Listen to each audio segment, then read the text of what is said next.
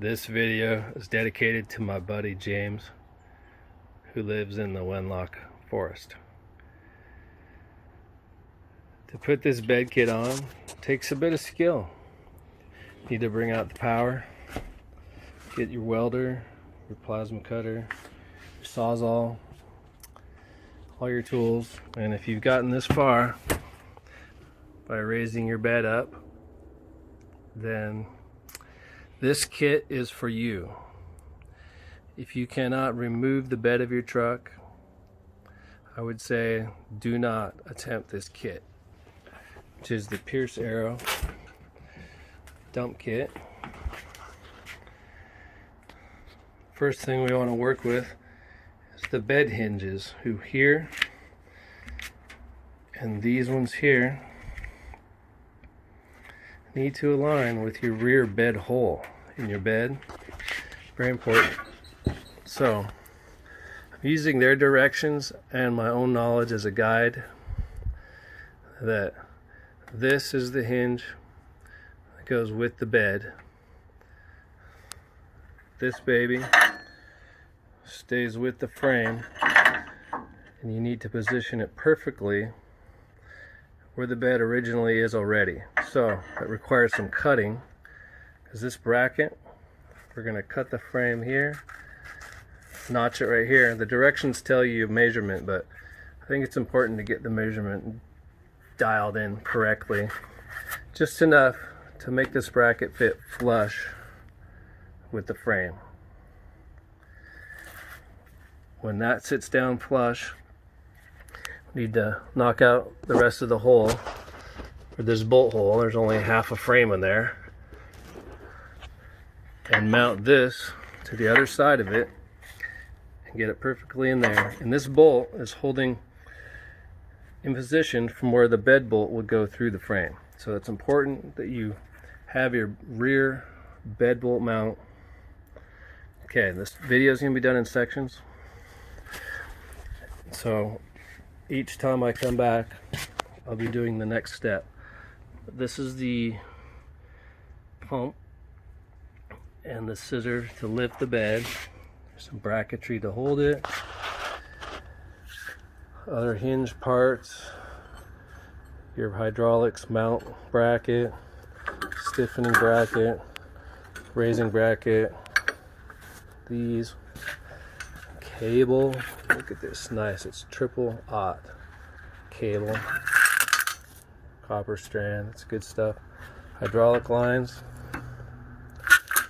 and nuts and bolts, just separate them by size, get everything separated, check it off the list. And look at this, this has a magnet on it,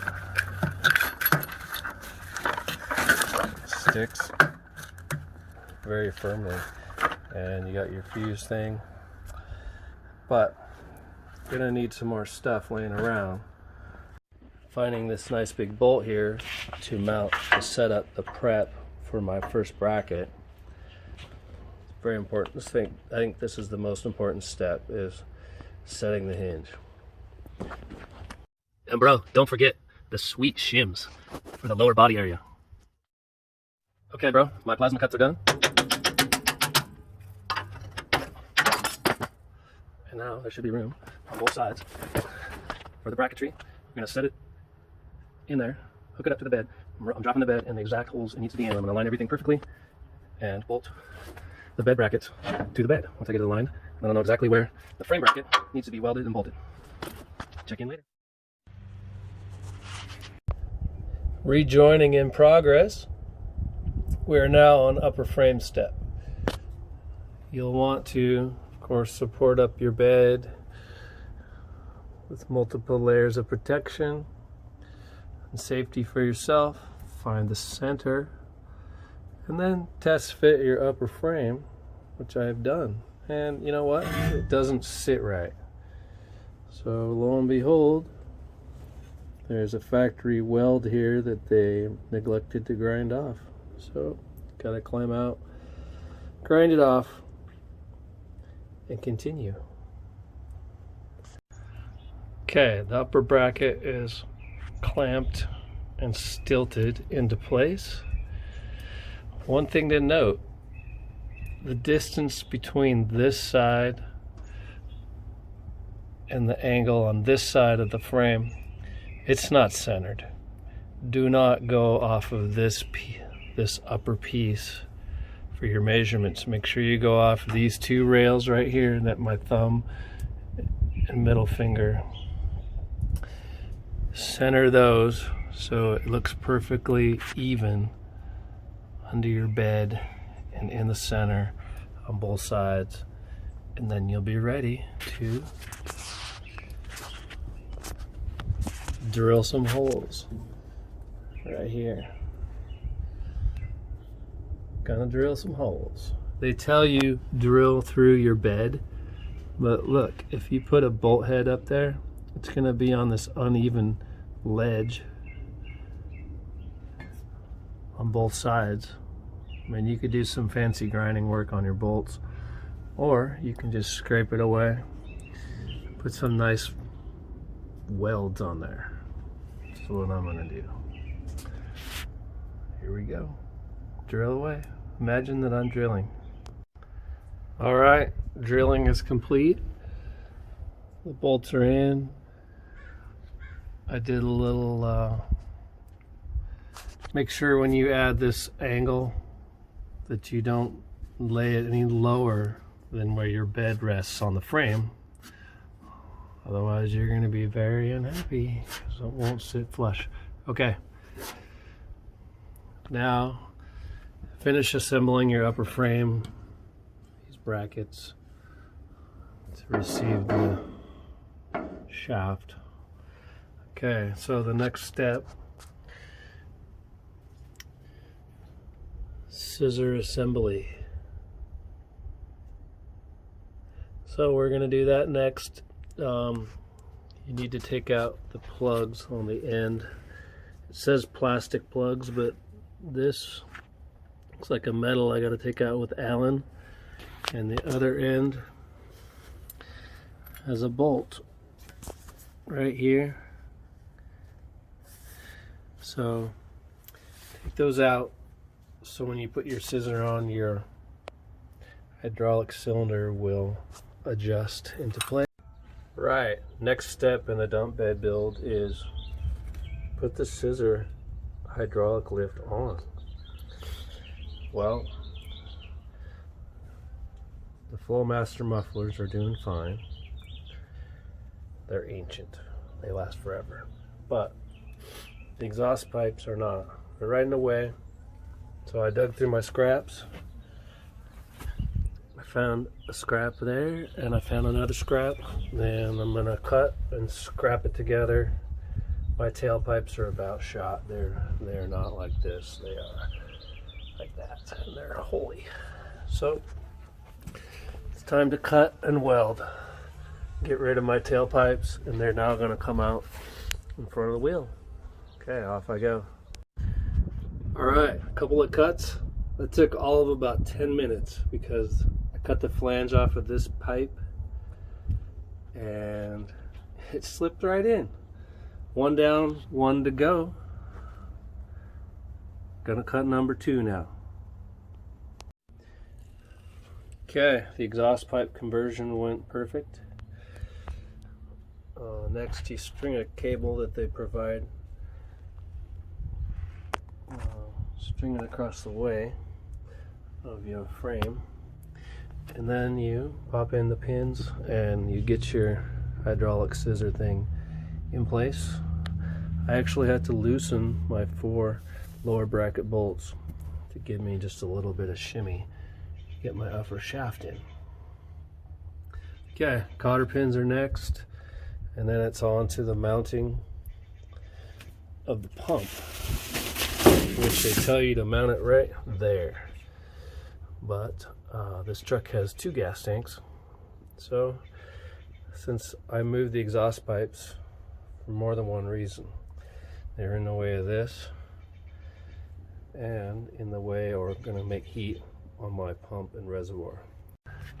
And a lot of things I just can't make a good video while I'm working. So in order to facilitate my pump, I moved my exhaust. It's coming out in front of the tire now, and I used an old camper jack bracket. I didn't have to make it. I'm all about reuse and recycle. Okay, so I got it decided I got it in the right place, and the reason I drew these lines here is because I want all this room for a modern spare tire carrier, which I'm gonna mount later. But I needed about 30 inches, and so I've got it. No more spare tire on the front of Old Rusty. Okay, so I welded this baby into place. It receives the bracket that they give you to hold this thing behind the cab. All right, so it's mounted here. Just enough room for this to come down, and just enough room for it to come down. And I think I might put a little support under the tank. I can just see it falling off someday, if you know what I mean. Okay, so pump's almost done being mounted. Got a little bit more welding to do down at the bottom. And then it's on with the plumbing of hoses and the wiring of power. Adios. It's time to get down and dirty. All right, we're gonna hook the hydraulic line to this. High pressure is the low side. They say don't use this tape for the threads because you might get it in the system. So just make sure you don't get any near the tip. And if you take this hose out, remove all the tape with a pick. Okay, so high pressure is going to go in right here, and I'm going to drape it down under tailpipe, and it's going to go up and around back to my pump. So I'm going to do the lower and the upper, and then it's on to wiring. Yeah. All right, we're on to the wiring. We're going to make about a 2-foot length of red, and you want to use your torch and your solder. Heat this thing up, and just let the solder flow into there until you've welded your wire into the ends. It's way better than crimping. Okay, I'm still trying to wake up. So anyways, I'm gonna make up some ends. Everything will be ready. And all right, notice how the upper bracket and this nut that holds this upper shaft receiver,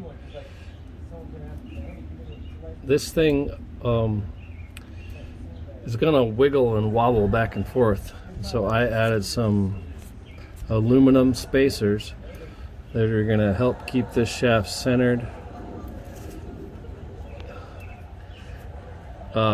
So don't be dumb like me and put the cotter pins in thinking you're done and you're calling it good. 'Cause there's always gonna be something. Like, make everything finger tight. Even these locking nuts are tough. And then fix them at the end. There's lots of ways to hook up your dump bed to the power. They say directly to the battery, black wire, red wire. So I'm using marine style, RV style terminals, easy to add and subtract power and ground. So we're gonna put them there. Because my pump is so far away, I'm actually gonna put the breaker down here and then continue the wire like in the most straight fashion, because I'll be lucky to make it. All right, I learned a lot. There's still more to do.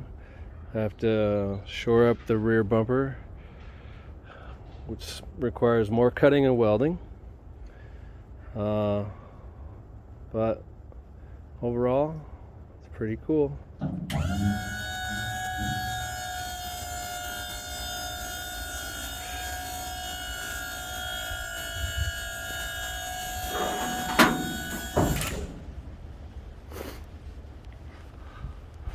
I'd go higher, but it's under my outdoor work area.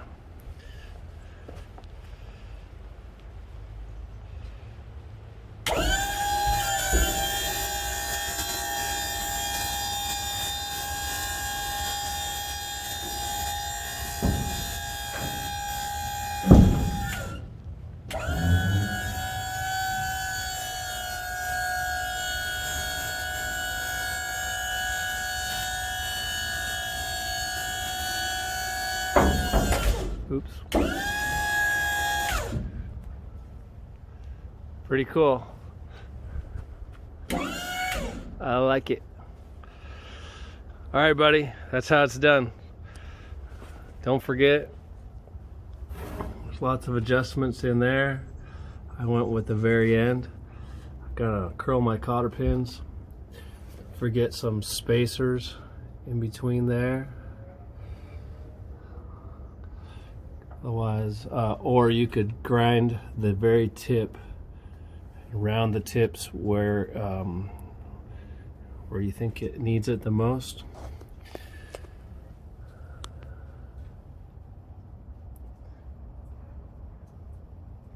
And next job is the spare tire carrier. I think I can fit the spare tire in there and make it tight. And then I need to move this bracket, space it so it's a little bit after the rear end, because I've only got like an inch of squat, which this truck doesn't squat easy. It's got a lot of springs, but I don't want it banging on the rear end, so I'm gonna make some adjustments. And thank you for watching the Pierce Arrow dump bed installation on 75 Chevy truck, Old Rusty. This video is dedicated to my buddy James, who lives in the Wenlock